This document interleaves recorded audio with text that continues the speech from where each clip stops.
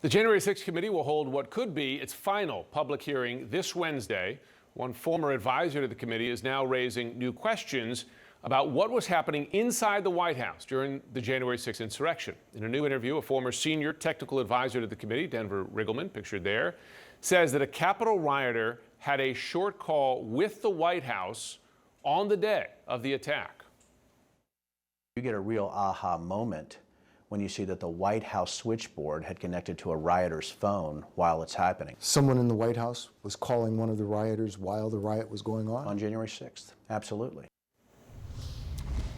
CNN senior reporter, crime and justice reporter Caitlin Polonz joins me now. So a call from the White House to a rioter right in the middle of this. What do we know about the call, how long it was, who it went to, and anything else? Jim, we know a few things. This is the only known call from the White House to the phone of a rioter while the riot was taking place. But there's a few things here based on months of reporting from correspondent Jamie Gangel and producer Elizabeth Stewart. This phone call from a White House landline, the publicly available number for the White House, it lasted for only 9 seconds. Who placed the call and why remains a mystery. Phone logs don't reveal any specific extension of that line, but we have learned the rioter who received it is named Anton Lunick from Brooklyn. He attended the Ellipse rally with 2 friends. They were only in the Capitol for a few minutes, and he is seen on a cell phone video leaving the Capitol building through a window. That call happened after they left the Capitol, and Lunick was likely on his way back to New York, his home already. According to one source, though, the House committee continues to investigate this call, but so far they've been unable to discover who placed it or why. Congresswoman Zoe Lofgren downplayed Riggleman's comments yesterday on CNN. Here she is on the committee's work. Everything that he was able to relay or to discern prior to his departure has been followed up on, and in some cases didn't really peter out, or there might have been a suggestion that there was a connection between one number or one email and a person that turned out not to pan out. So we follow up on everything. So earlier this year, Lunick and his 2 friends pleaded guilty in federal court to demonstrating inside the Capitol. They were sentenced to home confinement and probation. Attorneys for all 3 men declined to comment to CNN, and prosecutors never mentioned this call during their court proceedings. But according to multiple sources familiar with this investigation, Lunick says he doesn't remember receiving the 9-second call, and he claims he doesn't know anyone who worked in the Trump White House. So, Jim, there's still a lot of mystery here, and it's really hard to say at this time how significant this detail is. No question. Outgoing call. Caitlin Polonz, thanks very much. Let's get some insights from CNN's Manu Raju, Margaret Talev of Axios, Sungmin Kim of the Associated Press, and the former federal prosecutor, Shan Wu. It is interesting. The committee will be back in the hearing room this week. Let's listen to it right off the top. And yet, that's the former Congressman, Denver Riggleman, who was then an advisor to the committee. He says it's an aha moment. Several members of the committee say, maybe not. I don't know what Mr. Riggleman is doing, really. That's one of thousands of details that obviously the committee is aware of. We've been very careful about what we say, not to overstate matters, not to understate matters, and without the advantage of the additional information we've gathered since he left the committee, you know, it I think poses real risk to be suggesting things. Why are committee members so down on what is it? Maybe there's nothing there, but just the idea that somebody from the White House called somebody at the Capitol in the middle of the riot, 17 minutes after the president finally sent out that message, go home.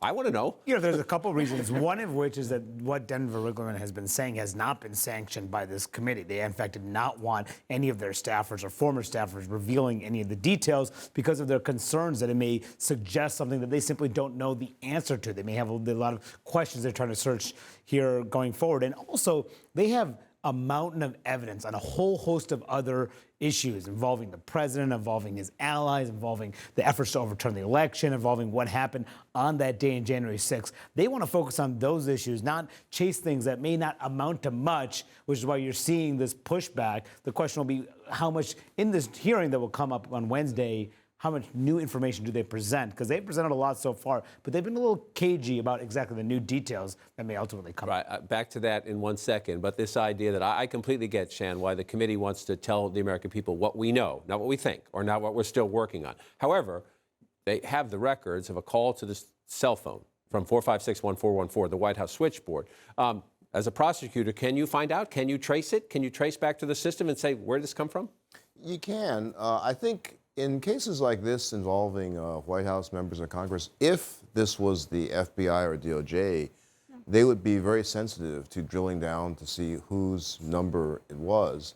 The committee may be equally sensitive since they're members of Congress as well, but it certainly would be a very valuable roadmap to have. And I think, to Manu's point, their concern is that if it leaks out piecemeal, it's kind of like that law of thermodynamics where the observation affects the data. It can cause other people to tailor what they're saying and can mess up the kind of results they're getting from their investigation. So they prefer you not talk about it until they know the full story. I guess I get that. So then we have this big hearing. The committee took the summer off, essentially. They come back in.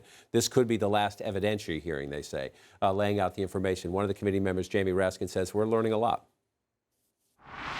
What we're going to do on Wednesday is fill in those details that have come to the attention of the committee over the last 5 or 6 weeks. It may be the last investigative public hearing where we're going to try to round out the factual narrative. I'm hopeful, speaking just as one member, that we will have a hearing that lays out all of our legislative recommendations. To Manu's point, at every previous public hearing, we have learned a ton. Right. We have learned a ton. Do we understand what we're going to get on Wednesday? It's not yet clear. Obviously, we've seen how members of the January 6th committee haven't yet really telegraphed what specifically we're going to know. But you're certainly right. We have learned a lot of things from the 8 or so public hearings that we've had. And a lot of it is because they've been so, so rigorous and so disciplined with how little information that they were keeping amongst themselves to be able to present to the public. And they've done it in a number of ways. Obviously, they've hired former television producers to create a very compelling narrative.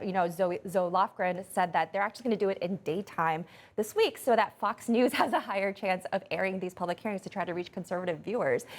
So I think that's why the Denver Riggleman interview kind of really rankled the committee members, because it was a very undisciplined leak for a committee that has been very disciplined so far. Is the goal in trying to reach more conservatives by having a daytime hearing, is it to change their minds if they still believe somehow that the election was stolen, or that Donald Trump had nothing to do with what happened at the Capitol? Or is it to influence an election that will be 6 weeks from tomorrow?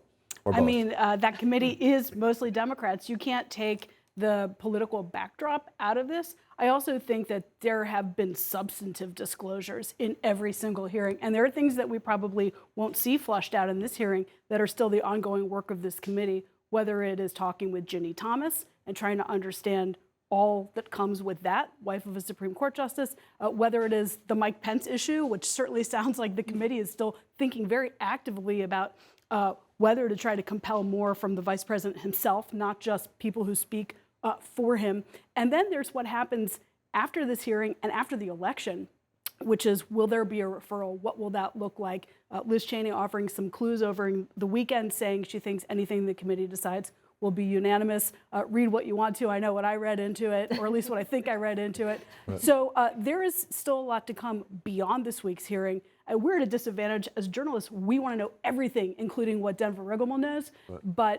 But the committee knows more than we do at this moment. One thing, I talked to Jamie Raskin about this last week. I said, will there be significant new information revealed? He said it's in the eye of the beholder, which is a little bit different than what they said before, which would be major bombshells in past hearings. But I do think we will learn more about the Secret Service in this and how all those text messages that were deleted on January 6th and the run-up to January 6th, so discussions that happened within the Secret Service, so we could learn a lot more about everything that was happening around Donald Trump right in the run-up to the riot. If you think about the sequence of hearings as a prosecution and you were the prosecutor, what do you want to do with this one? What would your goal be coming into what could be, as the Congressman Raskin, your final evidentiary hearing? Well, that's the difference between a congressional hearing and a trial. If it was a trial, you want to end with the sum up and the bombshell and the ask to the jury. I think here they have had so many unexpected tangents they had to go down and run down substantively. I think this is a new area. They want to present the full picture to the American people. I don't expect it to look like a summation in a trial.